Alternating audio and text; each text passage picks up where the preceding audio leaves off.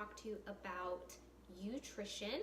If you haven't heard me talk about that before, that's one of my hashtags, #YOUtrition. I've done a podcast on it, I've done a blog post on it, and I use it regularly to explain my approach to nutrition.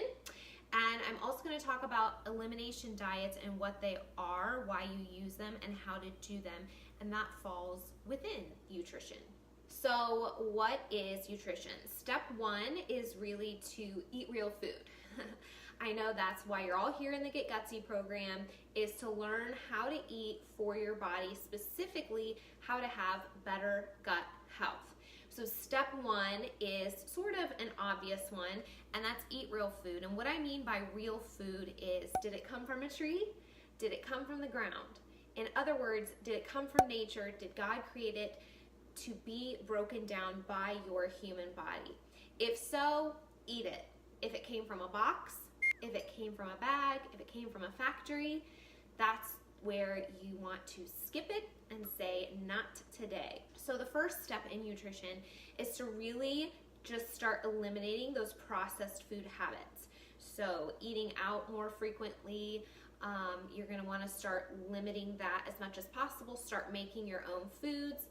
You're gonna wanna start prioritizing quality over, in your vegetables. You're gonna wanna go as organic as possible. You wanna choose grass-fed meats, those sorts of things. So starting to really strip away things that maybe we are used to, that we are addicted to, and really getting into whole foods. That's kind of step number one. Now, in order for a lot of people to do that, they follow a systematic approach, and that's called an elimination diet. You may or may not realize that for those of you who are following the food guidelines and the suggested meal plans in this program, it is an elimination diet. So you might have heard of Whole30 before. That's a very, very popular elimination diet. It eliminates things like sugar, grains, legumes, and dairy. And essentially that's what we're doing here. So if you're following, like I said, if you're following the meal plans and the suggested guides and those sorts of things, you're automatically in an elimination diet. Things that are in large food groups that are considered inflammatory for your body, things that are considered processed, things that cause inflammation or gut damage that we talked about last week, where we talked about the breaking down of your gut lining. Now, one thing to know with elimination diets is not everyone is as sensitive to every food group as someone else. So legumes are a really great example of that, beans and legumes. So some people may be able to handle peanut butter, for example. We all really love peanut butter. And some people may be able to handle it completely fine, while other people, that may really cause a lot of damage and breakdown in their system, whether that be for a specific sensitivity towards a peanut or because they have so much damage going on that that food just piles onto the already large cascade of inflammation. So it sort of depends on the reasoning behind it, but not every single person is the same. So that's one thing to consider in elimination diets as well. But when you go through an elimination diet, whether you think you have a sensitivity to that particular food group or not, it's beneficial to eliminate them all up front so that you can then systematically bring them in and monitor how your body reacts. So when I talked about the food journal the other day, one of the things I was talking about is monitoring different things. And we want to monitor our sleep, our energy, our poo, and I think I mentioned one other thing. Oh, our digestion. Obviously, we're going to get gutsy. So our sleep, our energy, our poo, and our digestion. So are you feeling the rumblies? What's your elimination like? How much energy do you have during the day? And how good is your sleep? So as you go through this process, just know that you are eliminating automatically legumes, sugar, grains, and dairy. If you follow the recipes in this plan, none of those are included because they are very common inflammatory foods. So what's the duration of a typical elimination diet? Typically, it's recommended to go at least 30 days. So when your body has been stressed for a long period of time, and let's say you're getting into this healthy way of eating in your late 20s, 30s, maybe 40s or 50s, we have already put our bodies through a lifetime of stress, environmental toxicity, emotional stress, mental stress, physical stress, and then of course, the food stress that we have placed on it from eating things like Pop-Tarts and pasta and processed foods, things that our body does its best to work through, but can't utilize efficiently. So one thing I like to really talk about is food is nutrition, it's information for your cells on how to act. So if you think about inside your body being your cells creating a brick wall and building whatever it is, your systems, your endocrine system, your immune system, or your organs. Maybe it's building your liver or your heart or your brain. Or maybe it's building your energy system that day. Whatever it is, that's a brick wall. We're just going to visualize your cells as the individual bricks building a brick wall. So food is sort of the information for those cells, and it creates those cells. You want to give it the best information you can. If you're feeding it with processed foods and sugars and things like that, those cells are more like foam blocks. And what happens is when you're under stress, boom, that wall gets knocked over because it's not stable. But if you're building your cellular brick wall with things like broccoli and sweet potatoes and things that calm inflammation and heal the body and provide energy naturally and provide micronutrients and vitamins and minerals, then you're building a brick wall or a concrete wall. You're building something that is reinforced, that is strong, that is then going to be able to stand there and endure whatever you put your body through, or at least endure more than if you're giving it a weak foundation. I hope that makes sense. So normally we think of an elimination diet as being about 30 days. Like I said earlier, Whole30 is a super, super popular elimination diet, and it is about 30 days. That's why it's called Whole30. But the reason for that is we want to give your body the opportunity to really adjust, to react to these new foods, to calm down the inflammation, so that when you bring the new foods in, you can then really be attuned to how your body reacts. So if you bring in something like black beans after this 8 weeks that we're working on, if you bring in black beans, you'll immediately be able to notice if you're gassy, if you're tired, if you have a headache, because you've already eliminated the burden. Okay, so that's one way to think about it. And when I talk to a lot of my clients that get the food sensitivities back, the food sensitivities test, it's a wonderful test because it gives us so much information. Is it perfect? Is it 100%? Does it include every single food you'll ever eat in your life? No, absolutely not. But what it does is it gives you the opportunity to take off so much of the burden. If you're taking out 15, 20 foods, that's a tremendous burden that you're taking off of your body, so that then if a food pops in that you don't normally eat, you're much more able to identify, oops, it was that food because I've been feeling really awesome and I've taken off this body burden, and now I can really identify what's going on. So step one in YOUtrition is essentially an elimination diet. We're focusing on bringing real foods in, okay? And we really want to prioritize getting as many vegetables and micronutrients and fermented vegetables and probiotics and all these sorts of good things to start soothing and healing the gut. So what about reintroducing foods at the end of 30 days or the end of this 8-week program? I personally have a very conservative approach when it comes to reintroduction of foods. And that is because I know how damaging it can be if your body has a sensitivity to that food. So for example, if you watched the videos that I sent out yesterday about gluten, then you know that gluten exposure can incredibly damage your gut, whether you have celiac or just a gluten sensitivity, or if you're just a normal human being and you don't know if you have either. Most people have some sort of sensitivity to it, regardless of whether you're aware of it or not, because it's known, scientifically documented, to cause damage to those fingers, that microvilli in your intestinal lining. So when you are exposed to that food, it takes a tremendous amount of time and energy to then heal your body.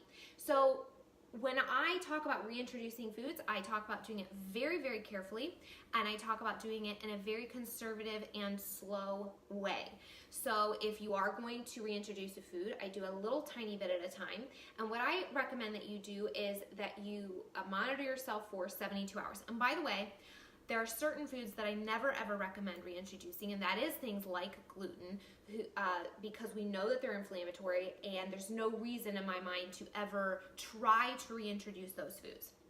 The other foods, like legumes, and like maybe having sugar on occasion, that it's something we don't necessarily want to have on a regular basis. It's not good for us, but is it going to cause the damage that gluten does? Not necessarily. So if you want to have a dessert when you're going out to eat, that sort of thing. So as you are reintroducing these foods, I encourage you to do it very slowly. Do a little tiny bit on one day, monitor yourself for 72 hours, and I say 72 hours because a food sensitivity can show up anywhere from 24 to 72 hours. It's not like a food allergy where you break out in hives, so you really want to give yourself that time to see, did my energy dip? Did it mess up with my sleep? Did I get a headache? Did my digestion completely change? Did I get gassy? Whatever it is. So go ahead and make sure you take time. If you don't notice anything, bring that food in a small amount 3 times the next time you try it. And then again, give yourself another 3 days. So I encourage you to do it very slowly and very carefully when you have gone through an elimination diet. I don't encourage people to go to day 31 or the first day after this 8-week process and just go crazy on, baguettes and pretzels and all this kind of stuff because you went through a cleanse. That is not the mentality that we want here. This is not a diet. This is really learning how to listen to your body, and it's a very systematic, careful, and patient approach. So I hope that helps. So that is step 1 in YOUtrition, #YOUtrition, where we're personalizing it for you, is going through an elimination diet. Step 2, if you have not seen the results that you want, and maybe you're hitting a wall, and you've gone through the elimination and you're still having migraines, you're still feeling fatigue, you still have these gut issues, or you're just not quite figuring out what's right for you, then step 2 in my YOUtrition guidelines is to get tested. In my life, this is where things really started to take a turn. I had spent about 5 years really digging deep, learning about gut health, discovering what leaky gut meant, trying to eat paleo, eliminating certain foods for a period of time, and then bringing them back in. I have followed all these amazing guidelines. For some people, step 1 may be all it takes. You may eliminate some processed foods and feel awesome, and that's fantastic. But more likely, if you're in this group, you've probably struggled with some chronic issues and maybe even some autoimmunity. If that's the case, you're more likely going to be going on a longer journey, and you're probably going to have to get some functional lab testing to really open up that door and see what's behind it. So for me, that's where things really started changing. I was able to find out that I had food sensitivities that I never in a million years would have included in an elimination diet. So just to give you an example, things that you may find in your food sensitivities testing are healthy foods like chicken or squash or blueberries. Those are all ones that were on my personal test. So I will talk to you later about food sensitivities and how they work and will they be forever. But for today, I just kind of want you to know that digging deeper can be extraordinarily helpful because there may be things in there that you just don't even think about. And they may be very healthy foods. They may be micronutrient dense. They may be full of antioxidants. They may be amazing, great foods, but they might not be healthy for you. So that's where the testing comes in. I also think that the stool testing was extremely valuable for me because I was able to identify that I had H. pylori. That's something that I never in a million years would have guessed, would have figured out. My doctors never would have tested me for it.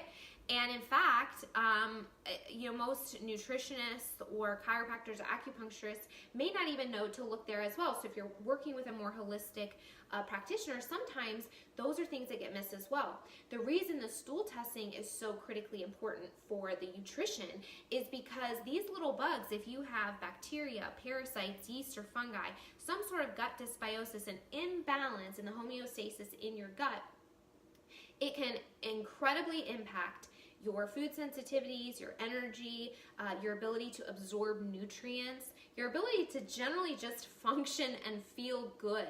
Parasites in particular can really affect your brain.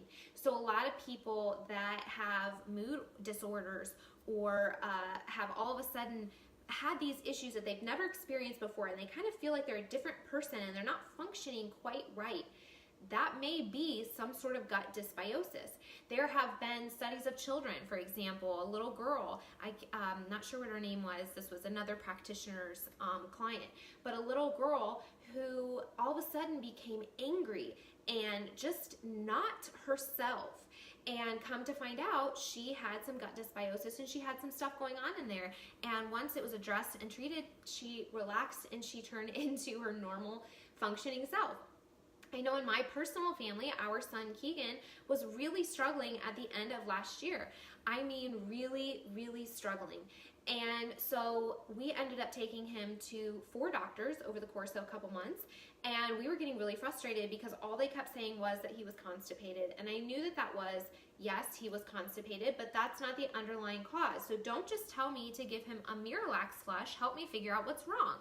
So as a practitioner, as soon as he got sick, I ordered him a stool test, and we were waiting. As we were going to the doctors, we were still waiting for the stool test to come back, and it took a little bit of time, but I knew in my gut that something was wrong.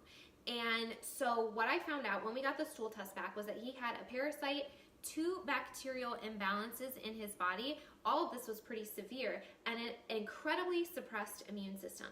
So you remember when we talked about the secretory IgA and how the gut lining works, and the secretory IgA is that immune system response that mounts that response against inflammation and kind of helps your body's physical barrier through that chemical reaction. That's a very, very important process to have working correctly in your body, and his was completely suppressed. You know that you have a problem when it's below like 200. He was at 2. I mean, he literally had no secretory IgA function in his body. And the doctors were not going to tell us this. They didn't want to run those tests. They weren't looking for those types of things. We got recommended to a gastroenterologist. This was back in, I think, November, and we weren't able to get in until April, so we still haven't gotten in. So in the meantime, I was able to take this stool test, create a functional diagnostic approach to his protocol. We worked on his nutrition. He is taking supplements to attack the parasite, to rebalance his bacteria, and to boost his immune system. And since then, I have to tell you, he's a different kid. So if you feel like you are struggling and just not finding the answers, functional lab testing can be incredibly helpful. He is more positive. He is more patient. He reacts better to different situations. One day he told me, "Mom, I'm able to focus in school more," which is great. So we've seen an incredible amount of benefit. We are still going to see the gastroenterologist. I don't want to ever speak negatively about the medical community. I do feel like they are there to work in tandem with holistic approaches in certain occasions. It depends on your situation and how severe it is. It also depends on the practitioner, if they're willing to work with you and that sort of thing. But typically I see that they are more focused on emergent care, or they are better at emergent care, which is awesome, and what I think they're very good at.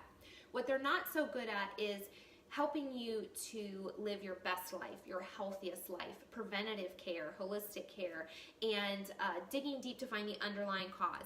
They may be able to give you symptom care and a Band-Aid, but typically they don't dig deeper to find the cause. And that's where functional lab testing and working in these programs and get gutsy, that's where you're going to be able to dig deep and figure out your root cause. So to wrap it up, the whole 8 weeks, I want you to be focusing on figuring out what your personal YOUtrition is. What is the nutrition that is right and unique just for you?